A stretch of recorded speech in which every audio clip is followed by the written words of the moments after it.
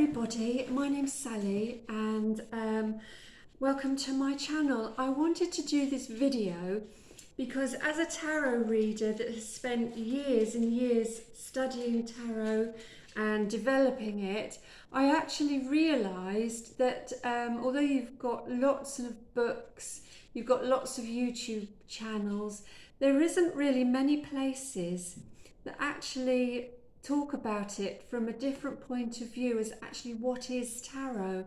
So I just wanted to add my opinion to this, and please remember that this is my opinion. So I believe that tarot is a language all of its own. And where has this language come from? Well, I think it's very ancient. That's my idea. I know some people say, oh, it's come from Italy, it's 400 years old, it's 500 years old. But I believe that it's, goes way back. So when I speak about tarot, I don't bring religion into it. I do bring God into it, but you need to understand and translate that to how you personally see God. So for some people that can be, a person sitting on a throne in heaven, or it can be the universe, it can be consciousness. Personally, I see it as consciousness, as an energy. It's the universe basically, and as I say, tarot is a language, and the word universe means one language. So there's a lot of things from the Bible in tarot. There's a lot of things from the Egyptians, the hieroglyphics. There's a lot of Jewish Kabbalistic things in there. There's the tree of life in there. So what I love about tarot is it's not just one part of history. It's actually from, a whole range of different religions and sectors. So in the Bible it says, in the beginning was the Word, and the Word was God. So everything in life is a language. Everything that I know, everything that you know, has been taught to us by word and communication. It's just sort of like it's the beginning and the end. In the beginning was the Word, and the Word was God.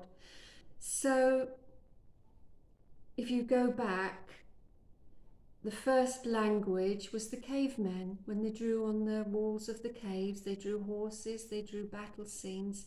That was language. And then you come through to the Egyptians with their hieroglyphics in the pyramids. That was language. And in the Bible itself is just a range of hundreds of different stories written by different people and brought together into the Bible. It's a language to come down through the ages. And the tarot is exactly the same. Before people could read and write, somebody would have drawn these cards, and it was a form of language. This all these different cards, if you put them together in hundreds of different ways, they mean different things.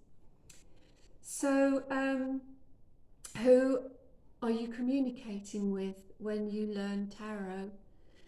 So this is where, if you want to do tarot and go further with it, you need to develop your spiritual side. However you see this is, as an awakening, as whether developing your side, that side of yourself, and opening up your mind. So who are you communicating with? So if you think that's a difficult thing, that really you have to find the secret for yourself. You have to look inside yourself and find this secret which is indescribable. So for each person, tarot is a personal journey.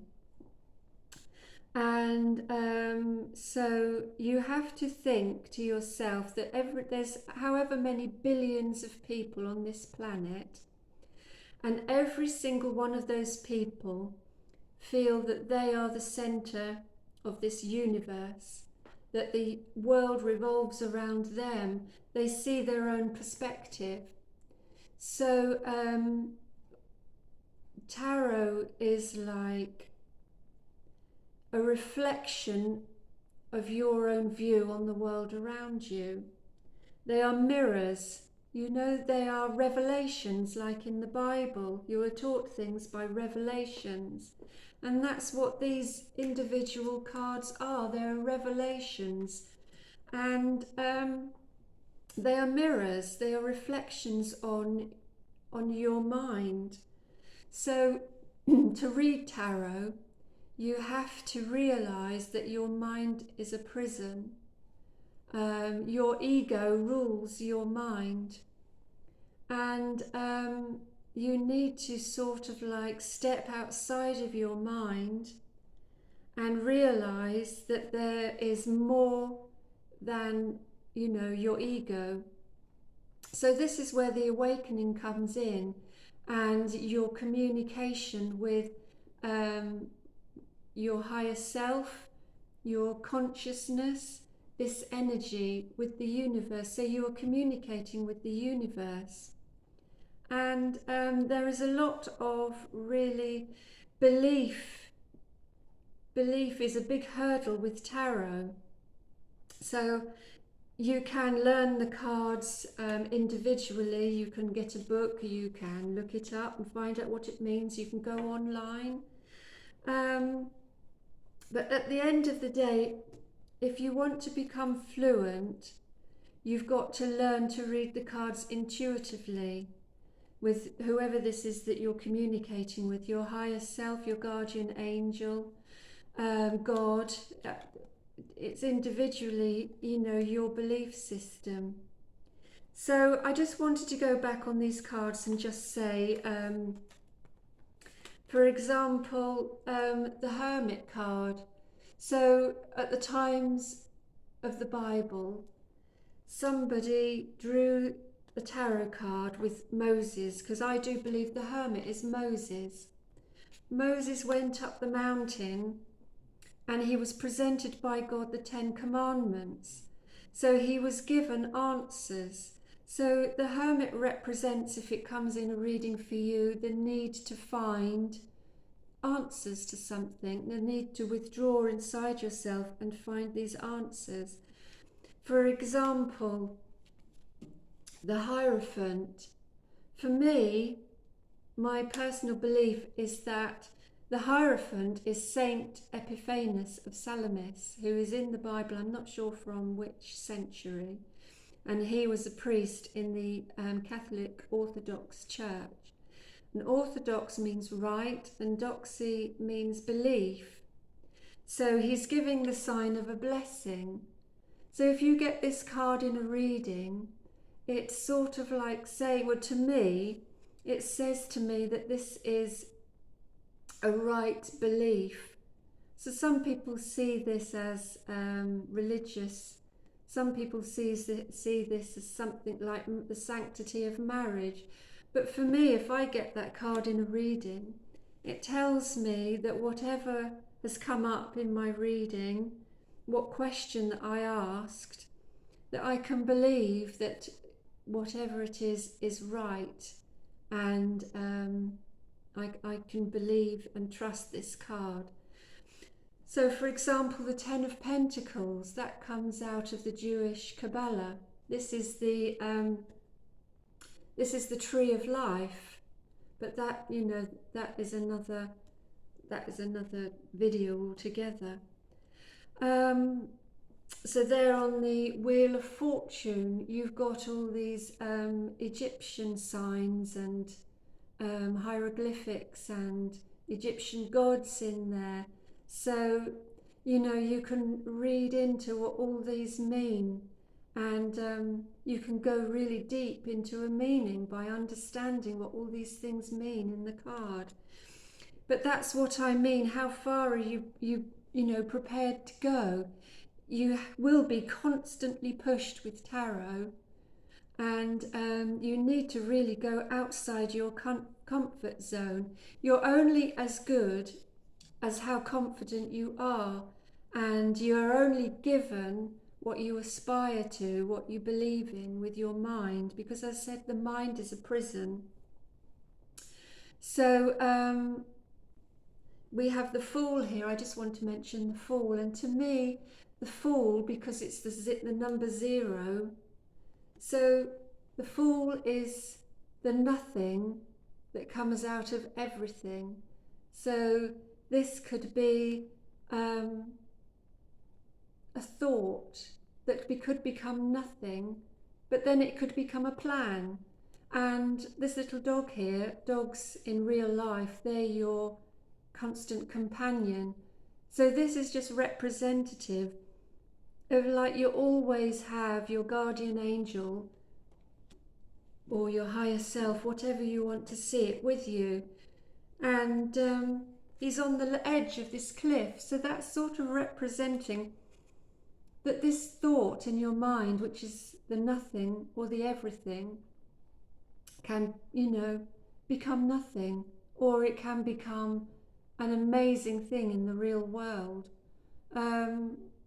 So it's sort of like, how far do you want to go with tarot?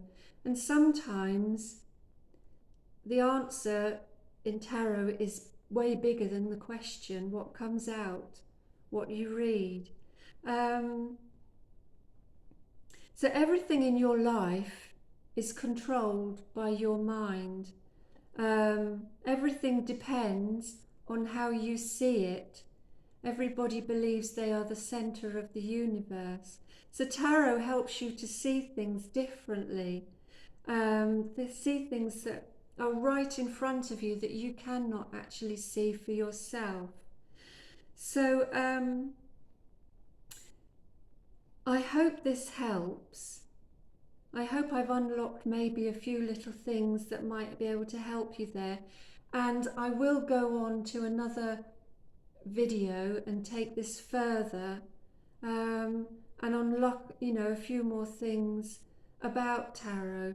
So thank you for joining me. If you want to listen to any more videos that are going to come up in the near future, please subscribe to my channel. Thank you, and I really look forward to hearing any comments that you might have. Thank you for joining me.